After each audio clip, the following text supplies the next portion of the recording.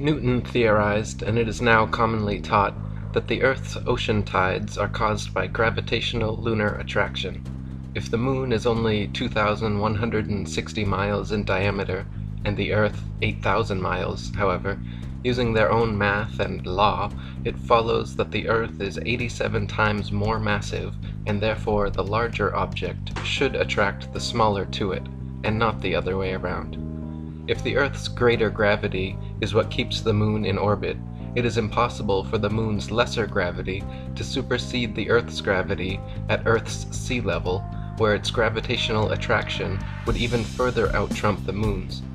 Not to mention, the velocity and path of the Moon are uniform, and should therefore exert a uniform influence on the Earth's tides, when in actuality, the Earth's tides vary greatly. Furthermore, if ocean tides are caused by the Moon's gravitation, how is it that lakes, ponds, and other smaller bodies of standing water remain outside the Moon's grasp, while the gigantic oceans are so affected? Thomas Winship wrote, "If the Moon lifted up the water, it is evident that near the land the water would be drawn away and low instead of high tide caused.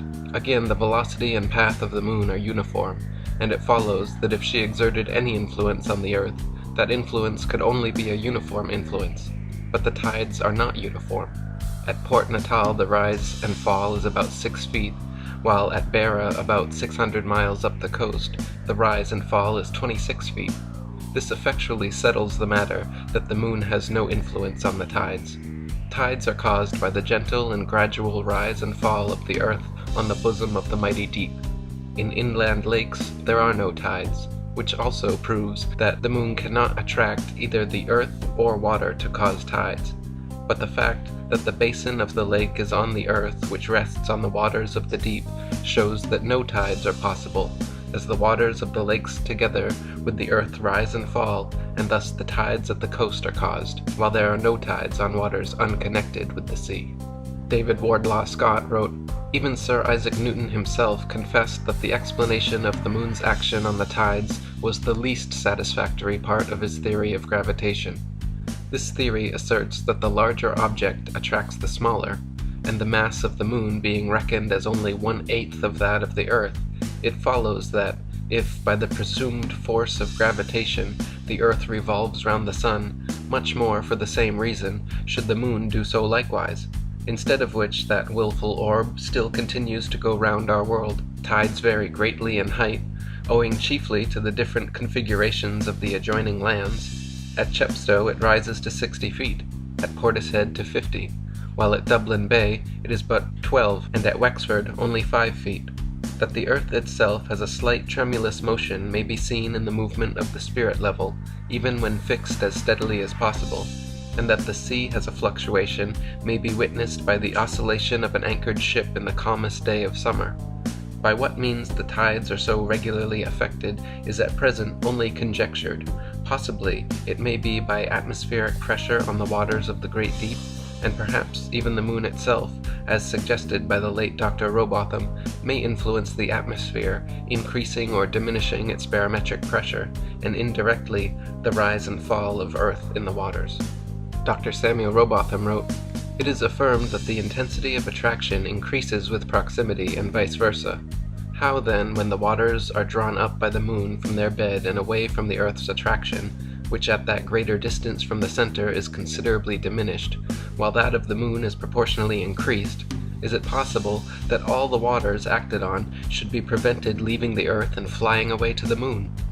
If the Moon has power of attraction sufficient to lift the waters of the Earth at all, even a single inch from their deepest receptacles, where the Earth's attraction is much the greater, there is nothing in the theory of attraction of gravitation to prevent her taking to herself all the waters which come within her influence. Let the smaller body once overcome the power of the larger, and the power of the smaller becomes greater than when it first operated, because the matter acted on is now nearer to it. Proximity is greater, and therefore power is greater. How then can the waters of the ocean immediately underneath the Moon flow towards the shores and so cause a flood tide? Water flows, it is said, through the law of gravity or attraction of the Earth's center, It is possible, then, for the moon, having once overcome the power of the earth, to let go her hold upon the waters through the influence of a power which she has conquered, and which therefore is less than her own?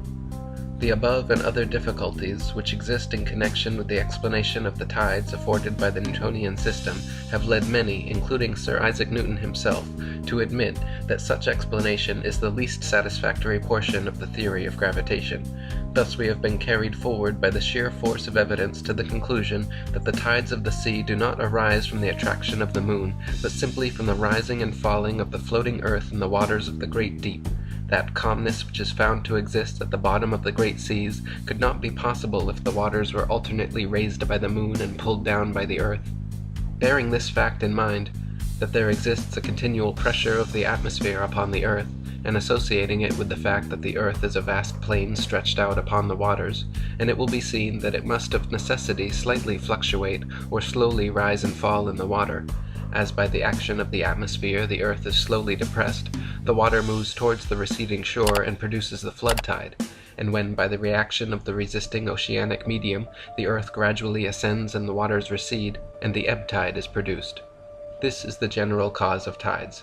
Whatever peculiarities are observable, they may be traced to the reaction of channels, bays, headlands, and other local causes. That the earth has a vibratory or tremulous motion, such as must necessarily belong to a floating and fluctuating structure, is abundantly proved by the experience of astronomers and surveyors. If a delicate spirit level be firmly placed upon a rock or upon the most solid foundation which it is possible to construct, the very curious phenomenon will be observed of constant change in the position of the air bubble. However carefully the level may be adjusted, and the instrument protected from the atmosphere, the bubble will maintain its position many seconds together. A somewhat similar influence has been noticed in astronomical observatories, where instruments of the best construction are placed in the most approved positions and cannot always be relied upon without occasional readjustment. If the moon pulled the tides due to its alleged gravity, then why does it only pull the ocean's water and not all the world's lakes, marshes, ponds, and other inland waters? The tides are clearly a product of the interconnected ocean waters, and not the other waters of earth, and therefore caused either by the gentle rocking of the earth on the great deep, as stated by the above 19th century authors, or, if more ancient explorers can be trusted, the ocean tides very well may be caused by a huge whirlpool vortex surrounding Mount Meru at the North Pole, which reverses direction every 6 hours, alternately sucking in and pushing out the great seas of the earth, like the breath of Gaia at the naval center point of earth, breathing in and out twice per day. The 14th century writings Inventio Fortunata by Nicholas Stalin and the Itinerarium of Jacobus Snoyen mention the magnetic mountain being so powerful that it pulled the nails right out of explorers' boats. The encircling whirlpool and 4 directional rivers surrounding the mountain were said to change every 6 hours, causing the tides, comparing them to the breath of God at the navel of the earth, inhaling and exhaling the great seas. The cartographer Gerardus Mercator's 16th century map informs us that the waters of the oceans are carried northward to the pole through these rivers with great force, such that no wind could make a ship sail against the current. The waters then disappear into an enormous whirlpool beneath the mountain at the pole, and are absorbed into the bowels of the earth. On Gerardus Mercator's map he wrote, "A monstrous gulf in the sea towards which from all sides the billows of the sea coming from remote parts converge and run together as though brought there by a conduit. Pouring into these mysterious abysses of nature, they are as though devoured thereby, and should it happen that a vessel pass there, it is seized and drawn away with such powerful violence of the waves that this hungry force immediately swallows it up, never to appear again." Fridtjof Nansen has found mentions of a great northern whirlpool in Norse legends of the world's well, Velgamur, which causes the tides by pushing and pulling waters through its subterranean channels. Isidore of Seville, the Gesta Hemaburgenesis Ecclesiae Pontificum, the Topographia Hibernica of Giraldus Cambrensis. His description of the northern whirlpool is cited by Mercator, the Historia Norvegae, the Speculum Regale of Einar Gunnarsson, and a particularly interesting quote from the Langobard author Paulus Warnefridi, also called Diaconus, states, And not far from the shore, which we before spoke of on the west, where the ocean extends without bounds, is that very deep abyss of waters which we commonly call the ocean's navel. It is said twice a day to suck the waves into itself and to spew them out again, as is proved to happen along all these coasts, where the waves rush in and go back again with fearful rapidity. By the whirlpool of which we have spoken, it is asserted that ships are often drawn in with such rapidity that they seem to resemble the flight of arrows through the air, and sometimes they are lost in the gulf with a very frightful destruction.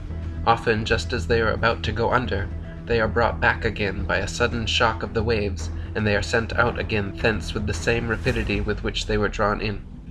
The Gesta Hammaburgensis Ecclesiae Pontificum states that Archbishop Adalbert told a team of noblemen of Phrygia around 1035 to 1043 to set sail to explore the North Polar region.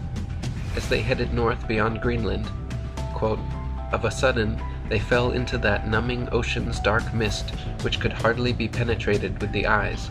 And behold, the current of the fluctuating ocean whirled back to its mysterious fountainhead, and with most furious impetuosity drew the unhappy sailors, who in their despair now thought only of death, onto chaos. This, they say, is the abysmal chasm, that deep in which report has it that all the backflow of the sea, which appears to decrease, is absorbed and in turn re-vomited, as the mounting fluctuation is usually described. As the partners were imploring the mercy of God to receive their souls, the backward thrust of the sea carried away some of their ships, but its forward ejection threw the rest far behind the others. Freed thus by the timely help of God from the instant peril they had had before their eyes, they seconded the flood by rowing with all their might." So in short, what is the cause of the tides? Well, it is clearly not the supposed gravity of the moon, a smaller object than the Earth, far away from the Earth, somehow pulling the tides up in a uniform way, as this doesn't happen. Alternately, it could be, as Samuel Rowbotham proposed, that it is simply the gentle fluctuation of the Earth on the waters of the great deep causing the tides. However, this explanation alone fails to provide an answer for the regularity of tides coming in every 6 hours and going out alternately every 6 hours, to which these ancient explorers offer a possible explanation, and this also, curiously, could be why the flight and sailing restrictions at the North Pole, why people like Rodney Clough were turned away when their vessel tried to explore the North Pole. Russian military vessels and other ships explore the area, making sure that we don't take our own independent explorations to the North Polar region. So what are they hiding there? Does this magnetic Mount Meru actually exist? Is there actually a whirlpool spinning around it with 4 directional rivers constantly sucking in and pushing out the waters of the Earth in 6-hour intervals? It sure would be nice if the UN and world governments would allow us to independently explore the Arctic and Antarctic so we could find answers to questions like these.